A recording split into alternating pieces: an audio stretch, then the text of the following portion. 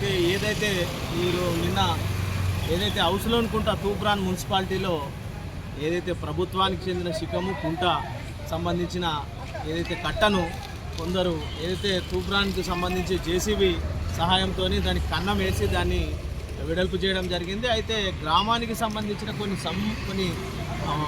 50 సంవత్సరాల నుంచి ఎవ్వరు చేయని పనిని వీళ్ళు కన్నం వేసి ఆల్రెడీ దాన్ని తొలగించడం జరిగింది. అది ప్రభుత్వ భూమి. వాల్టా యాక్ట్లో భాగంగా అందరికీ పాత్ర ఉంటుంది. ఏదైతే అధికారులు ఏదైతే ఇరిగేషన్ కావచ్చు, రెవెన్యూ కావచ్చు, పోలీస్ కావచ్చు, మైనింగ్ కావచ్చు, వీళ్ళందరికీ పాత్ర ఉంటుంది.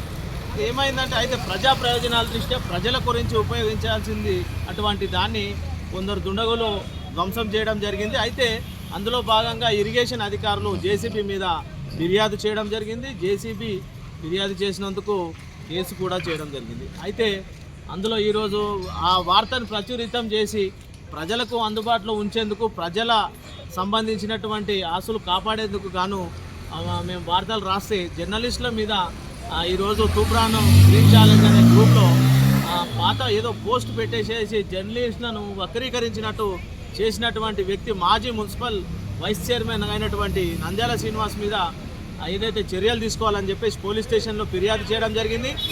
మరలా ఇలాంటి ఘటనలు జరిగితే తీవ్రమైన పరిణామాలు ఉంటాయి. ధర్నాకైనా రెడీ ఉంటాం. జంతర్ మంతర్ కాదు, ఏదైతే జిల్లా కేంద్రంలో, రాష్ట్ర కేంద్రంలో ధర్నా చేస్తానికి ఇట్లా మేము జర్నలిస్టుల సంఘాల తరఫున అన్ని సంఘాల తరఫున డిమాండ్ తెలపడం జరుగుతుంది.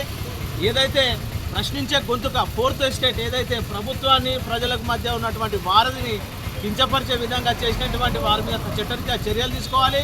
ప్రభుత్వాలు ఏదైతే హైడ్రాని తెచ్చేసి కుంటలు, చెరువులు, నాలను కబ్జా కాకుండా నియంత్రిస్తుంటే వీళ్ళు కుంటలను, చెరువులను మొత్తము ఎగదేవుకుంటా వీళ్ళు ఇష్టం వచ్చినట్టు చేస్తారు. వీళ్ళ మీద కఠినమైన చర్యలు తీసుకోవాలి. మేము దేనికైనా భయపడే ప్రసక్తే లేదు. మేము మాకు అన్యాయం జరిగితే మాత్రం ఈడ చేస్తాం, కలెక్టరేట్లో ధర్నా చేస్తాం, ఆఖరికి వస్తే సీఎం ఇంటి ముంగట కూడా ధర్నా చేస్తాం కూర్చున్నాం. మళ్ళా